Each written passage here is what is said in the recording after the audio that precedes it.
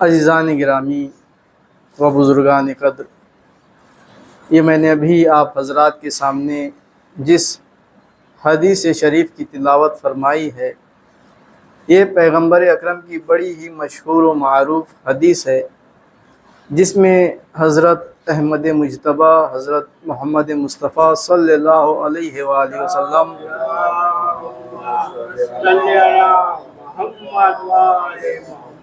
ارشاد فرما رہے ہیں کہ میں تمہارے درمیان دو غراں قدر چیزیں چھوڑے جا رہا ہوں، ایک اللہ کی کتاب، دوسرے میرے اہل بیت۔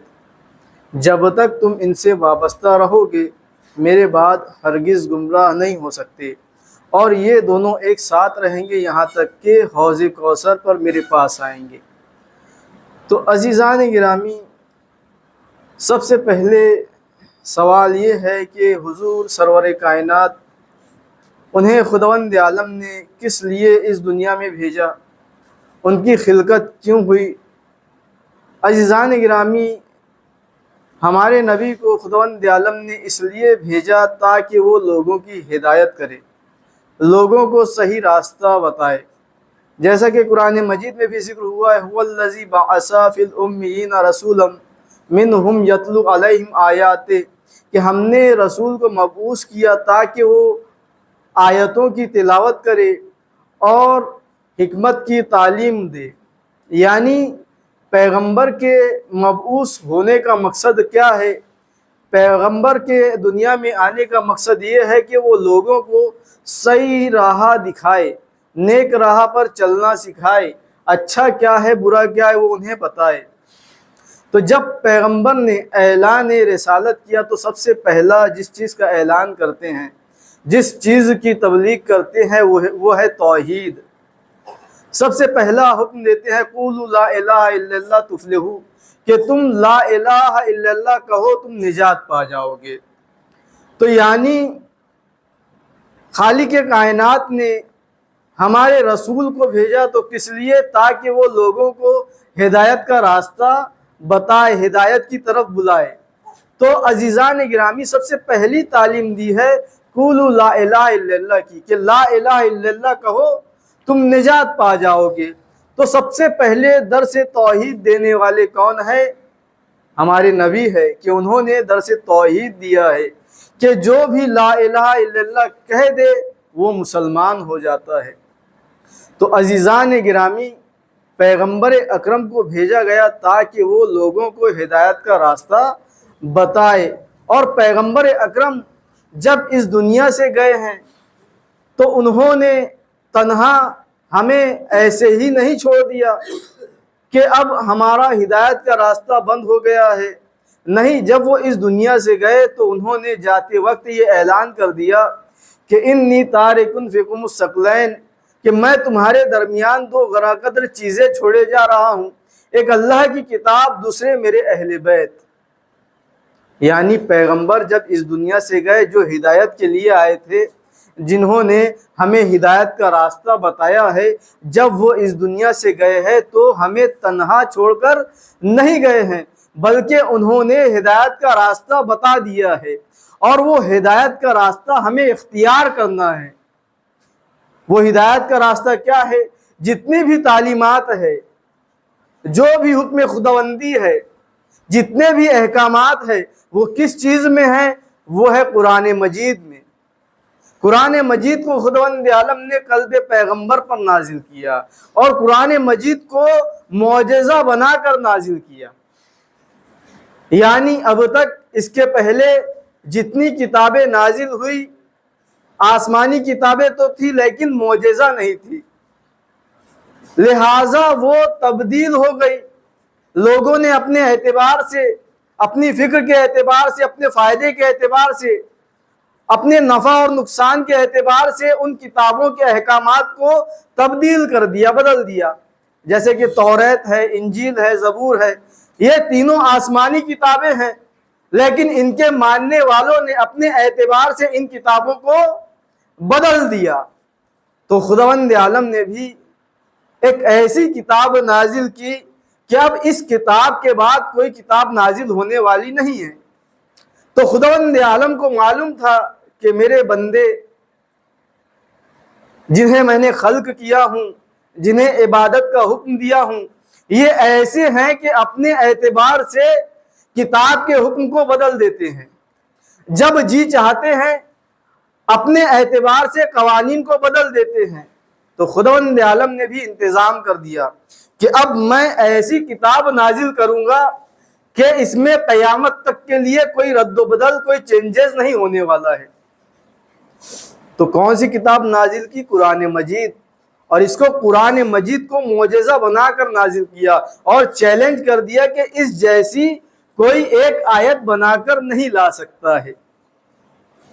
تو عزیزان گرامی، قرآن ایسی کتاب ہے کہ جس کا کوئی جواب قیامت تک کے لا نہیں سکتا ہے۔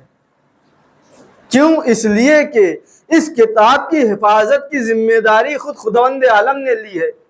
اِنَّا نَحْنُ نَزَّلْنَا الذِّكْرَ وَإِنَّا لَهُ لَحَافِظُونَ، کہ ہم نے ہی اس کتاب کو نازل کیا ہے اور ہم ہی اس کی حفاظت کرنے والے ہیں۔ تو عزیزان گرامی، خداوند عالم اپنے بندوں کو جانتا تھا کہ میں نے جو 3 کتابیں نازل کی اس میں تو انہوں نے رد و بدل کر دیا، لیکن اب میں ایک ایسی کتاب نازل کروں گا کہ جس میں کوئی چینجز اور کوئی تبدیلی کوئی واقع نہیں کر سکے گا، اور اس کی حفاظت کی ذمہ داری خود خداوند عالم نے لی ہے۔ اور حفاظت کی جو ذمہ داری لی ہے اسے پورا کس طرح سے کیا؟ اہل بیت کے ذریعے سے۔ تو جب رسول اس دنیا سے گئے ہیں تو صرف قرآن نہیں چھوڑا کہ جو لوگ کہتے ہیں حسبنا کتاب اللہ، کہ ہمارے لیے کتاب کافی ہے۔ تو عزیزان گرامی، دنیا کی ایک عام کتاب، اسکول کی ایک عام کتاب بغیر پڑھانے والے کے ہم پڑھا نہیں سکتے، پڑھ نہیں سکتے ہیں، تو وہ خالق کائنات کی نازل کی ہوئی کتاب بغیر بتانے والے کے کیسے سمجھ میں آ سکتی ہے؟ بغیر سمجھانے والے کے کیسے سمجھ میں آ سکتی ہے؟ تو عزیزان گرامی، جب پیغمبر اکرم اس دنیا سے جا رہے تھے تو انہوں نے قرآن کے ساتھ ساتھ اہل بیت کا بھی ذکر کیا ہے۔ انی تارکن فیکم الثقلین کتاب اللہ و عترتی اہل بیتی، میں تمہارے درمیان 2 غرا قدر چیزیں چھوڑے جا رہا ہوں، ایک اللہ کی کتاب اور دوسرے میرے اہل بیت، جب تک ان سے وابستہ رہو گے میرے بعد ہرگز گمراہ نہیں ہو سکتے۔ تو عزیزان گرامی، 3 کتابیں جو آسمانی کتابیں تھیں وہ تبدیل ہو گئی۔ کیوں؟ اس لیے کہ ان کے محافظ دنیا سے چلے گئے، ان کے جانے کے بعد کتابیں تبدیل کر دی گئی۔ حضرت موسیٰ، حضرت عیسیٰ، حضرت داؤد علیہ السلام جب اس دنیا سے گئے تو ان کے ماننے والوں نے اپنے اعتبار سے کتاب کے حکم کو تبدیل کر دیا، لیکن پیغمبر اکرم انتظام کر کے گئے ہیں، اس لیے کہ خداوند عالم نے ہادی بھیجے ہیں، رہبر بھیجے ہیں، اور وہ قیامت تک کے لیے ہے۔ جب پیغمبر اکرم اس دنیا سے گئے تو اپنے بعد اپنے 12 جانشینوں کا اعلان کر دیا ہے کہ میرے بعد کون کون جانشین ہوں گے، کون امام ہوں گے۔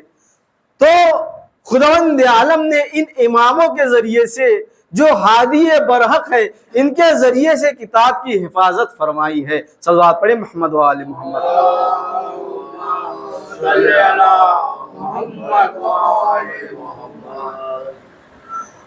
جیسا کہ گزشتہ جمعے میں بھی ارشاد فرمایا تھا کہ قرآن کا حکم کیوں باقی رہنے والا ہے، قرآن میں تبدیلی کیوں واقع نہیں ہونے والی ہے؟ اس لیے کہ ان کے ہادی ابھی موجود ہیں، ان کی حفاظت کرنے والے ابھی موجود ہیں۔ جن لوگوں نے یہ چاہا کہ ہم اپنے اعتبار سے کتاب کے حکم کو سمجھ لیں، اپنے فائدے کے اعتبار سے کتاب کے حکم کو ہم موڑ لیں، تو انہوں نے کہہ دیا حسبنا کتاب اللہ، کہ ہمارے لیے تو کتاب کافی ہے، تاکہ وہ باغ فدق کو بھی غصب کر سکے اور اپنے اعتبار سے خلافت کو بھی غصب کر سکے۔ لہٰذا انہوں نے کہہ دیا کہ حسبنا کتاب اللہ، لیکن جنہوں نے بھی حسبنا کتاب اللہ کا اس حدیث کے مطابق وہ گمراہ نظر آتے ہیں، اس لیے کہ پیغمبر کہہ رہے ہیں جو کتاب اور اہل بیت کو چھوڑ دے وہ ہدایت یافتہ نہیں ہو سکتا ہے۔ لہٰذا جنہوں نے کتاب کو تھام لیا اور اہل بیت کو چھوڑ دیا وہ قیامت تک کے لیے گمراہ رہنے والے ہیں۔ اس لیے راہ نجات اسی کو مل سکتی ہے جو کتاب کا دامن بھی تھامے اور اہل بیت کو بھی دامن بھی تھامے رکھے۔ صلوات پڑھیں محمد و آل محمد۔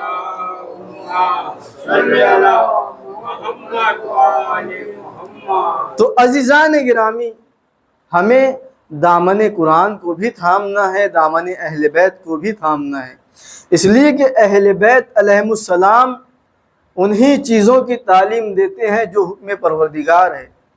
اس لیے کہ یہ مشیت اللہ ہے، یہ اللہ کی مشیت ہے، جو اللہ چاہتا ہے وہ یہ چاہتے ہیں، یا یوں کہوں کہ یہ کچھ چاہتے ہی نہیں جب تک کہ اللہ نہ چاہے، یہ اللہ کا ارادہ ہے۔ اب اگر ہمیں معلوم کرنا ہے کہ اللہ چاہتا کیا ہے، اللہ کا ارادہ کیا ہے، تو ہمیں ان کے ارادے معلوم کرنا ہوگا، ہمیں ان کی چاہت کا پتہ کرنا ہوگا کہ یہ کیا چاہتے ہیں، ان کی مشیت کیا ہے۔ یہ مشیت اللہ، یہ جو چاہتے ہیں وہی اللہ چاہتا ہے۔ تو عزیزان گرامی، پیغمبر اکرم نے ہدایت کا راستہ بتا دیا، ایک قرآن ہے اور دوسرے اہل بیت ہے۔ آج ہماری رسائی ائمہ اہل بیت تک تو نہیں ہے، لیکن ان کی حدیثیں ہم تک ضرور ہیں، ان کی بتائی ہوئی تعلیمات ہمارے پاس موجود ہیں، جو ہمارے لیے ہدایت کا سامان ہے، جو ہمارے لیے ہدایت کا ذریعہ ہے۔ تو عزیزان گرامی، ہمیں انہی حدیثوں پر بھی عمل کرنا ہے، انہی قرآن کی تعلیمات پر عمل کرنا ہے۔ تو عزیزان گرامی، ایک حدیث میں امام علیہ السلام ارشاد فرماتے ہیں،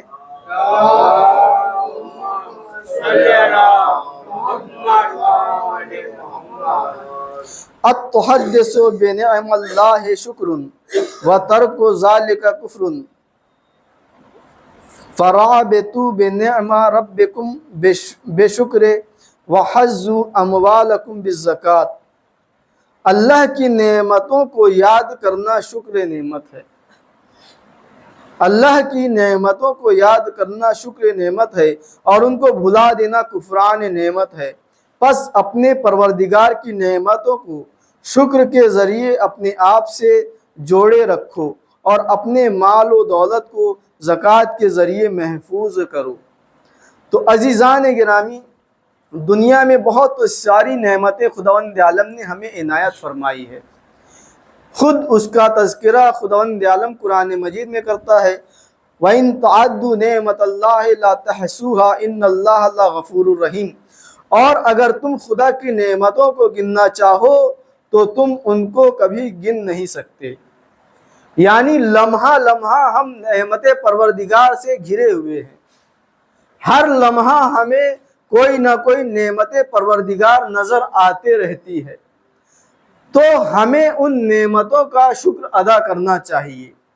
جیسا کہ سیرت امام سجاد علیہ السلام ہے، اگر انہیں کوئی چھوٹی سی نعمت بھی حاصل ہوتی تھی تو وہ فوراً اپنا سر سجدے میں جھکا دیا کرتے تھے، اسی لیے انہیں سید الساجدین کہا جاتا ہے، ساجدوں کی زینت، سجدہ کرنے والوں کی زینت۔ کیوں؟ اس لیے کہ وہ لمحہ لمحہ جو نعمتیں عطا ہوتی تھی، ہر نعمت میں شکر پروردگار عطا کیا کرتے تھے۔ تو عزیزان گرامی، ہمیں بھی اگر کوئی نعمت حاصل ہو رہی ہے تو ہم ان نعمتوں کے ذریعے سے اپنا رابطہ خداوند عالم سے مضبوط کر سکتے ہیں۔ کس طرح سے؟ شکر پروردگار ادا کر کے۔ اور جو سب سے بڑی نعمت ہے، جو نعمت سب سے بڑی نعمت خداوند عالم نے ہمیں عنایت کی ہے، وہ نعمت ہے نعمت ولایت، ولایت علی ابن ابی طالب علیہ السلام،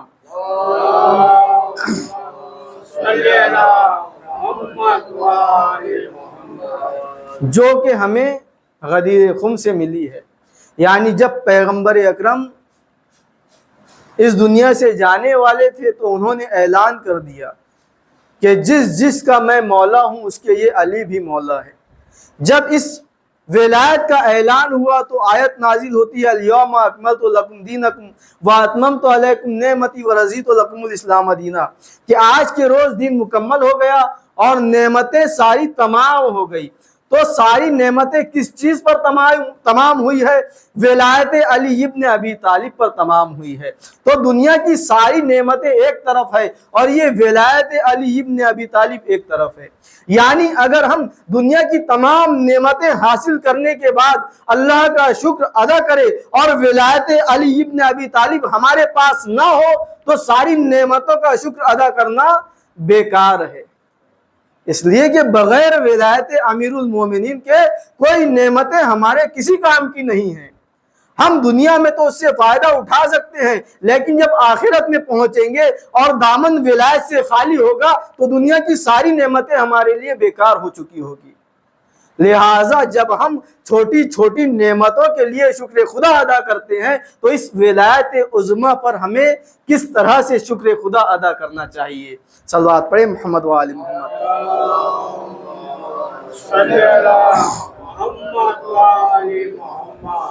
اور اپنے مال و دولت کو زکوٰۃ کے ذریعے سے محفوظ کرو، یعنی جو ہم رزق کماتے ہیں، جو ہم دولت کماتے ہیں، اس میں خداوند عالم نے غریبوں کا حق بھی رکھا ہے۔ ہم یہ فکر کرتے ہیں کہ خمس اور زکوٰۃ نکالنے سے دولت کم ہو جاتی ہے۔ ہو سکتا ہے یہ کم نظر آئے لیکن اس میں بہت برکت ہوتی ہے۔ جو شخص زکوٰۃ نکالتا ہے، خمس نکالتا ہے، وہ ملاحظہ کرتا ہے کہ کس طرح سے اس کی دولت میں برکت واقع ہو رہی ہے۔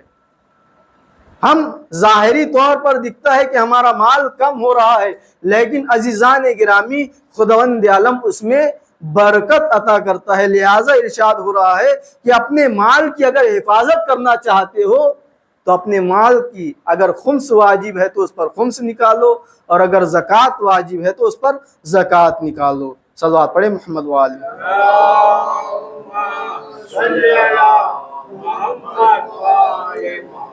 ایک اور حدیث میں امام علی علیہ السلام ارشاد فرما رہے ہیں، دوسروں کے سینے سے برائی کو ختم کرنے کے لیے اپنے سینے سے برائی کو جڑ سے اکھاڑ پھینکو۔ اگر تم چاہتے ہو کہ دوسروں کے سینے سے برائی کو ختم کر دو تو اس کے لیے کیا کرنا ہوگا؟ برائی ایک ایسا بیج ہے جو انسان کی دنیا اور آخرت کو تباہ اور برباد کر دیتا ہے اور انسان کی تمام اچھائیوں اور نیکیوں کو بالکل ختم کر دیتا ہے۔ ہر انسان کی خواہش ہوتی ہے کہ لوگ اس کے ساتھ اچھا کریں اور اچھائی سے پیش آئیں، لیکن خود انسان اس قانون کو بھول جاتا ہے اور خود دوسروں کے ساتھ برا کرنے سے باز نہیں آتا۔ متعدد دو آیات میں نقل ہوا ہے کہ جو اپنے لیے پسند کرو وہی اپنے دوسروں کے لیے بھی پسند کرو، اور جسے تم اپنے لیے برا سمجھو اس کو دوسروں کے لیے بھی برا سمجھو۔ لہٰذا جو چاہتا ہے کہ دوسروں کے دلوں سے اس کی برائی اور کینہ نکل جائے، اسے چاہیے کہ اپنے دل سے بھی دوسروں کے لیے برائی اور کینہ نکال دیں۔ جب ہم اپنے دل سے کینہ اور برائی کو نکال دیں گے تو ہمارا یہ چاہنا واقعاً صحیح ہوگا کہ دوسرے بھی اپنے دل سے کینہ اور برائی کو نکال دیں۔ اگر ہم خود ارادہ کر لیں کہ ہم اپنے دل سے برائی کو اور کینے کو نکال دیں گے، اگر کوئی اچھا نہیں بنا تو ایک انسان تو خود آپ اچھے بن ہی جائیں گے۔ صلوات پڑھیں محمد و آل محمد۔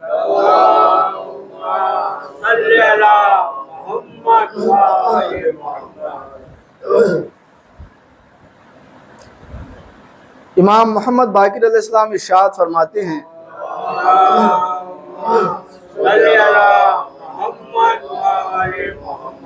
اگر کسی شخص میں 4 صفتیں پائی جائیں اور وہ سر سے پیروں تک گناہوں میں غرق ہی کیوں نہ ہو، خداوند عالم اس کے گناہوں کو نیکیوں میں بدل دے گا۔ اگر کوئی انسان گناہوں میں سر سے پیر تک ڈوبا ہوا ہے، اگر اس میں یہ 4 صفتیں پائی جاتی ہے تو خداوند عالم اس کے تمام گناہوں کو نیکیوں سے بدل دے گا۔ کون سی 4 صفتیں؟ سب سے پہلے سچ بولنا، یہ ایک صفت ہے۔ دوسرے شرم و حیا کرنا، تیسرے اچھا اخلاق، اور چوتھے شکر گزاری۔ حقیقت میں یہ چار صفات انسان کو گناہوں میں مبتلا ہونے سے بچاتی ہے اور انسان کے گزشتہ گناہوں کو اس طرح نیکیوں میں بدل دیتی ہے جیسے اس نے گناہ کبھی نہ کیا ہو۔ ہر حال میں سچ بولنا، جب کوئی انسان سچ بولنے کا عادی ہو جاتا ہے تو وہ جھوٹ، تہمت اور غیبت سے نفرت کرنے لگتا ہے اور گناہوں سے محفوظ رہتا ہے، اس لیے کہ جھوٹ تمام برائیوں کی جڑ ہے۔ گناہ کرتے وقت اللہ سے شرم و حیا انسان کو گناہ کرنے کی اجازت نہیں دیتا۔ ہم جب لوگوں کے سامنے ہوتے ہیں تو لوگوں کے سامنے سرِ عام گناہ کے کاموں کا انجام نہیں کرتے، کیوں؟ اس لیے کہ لوگوں سے ہمیں شرم آتی ہے۔ یہی ہمیں شرم و حیا کس سے کرنا ہے؟ خداوند عالم سے۔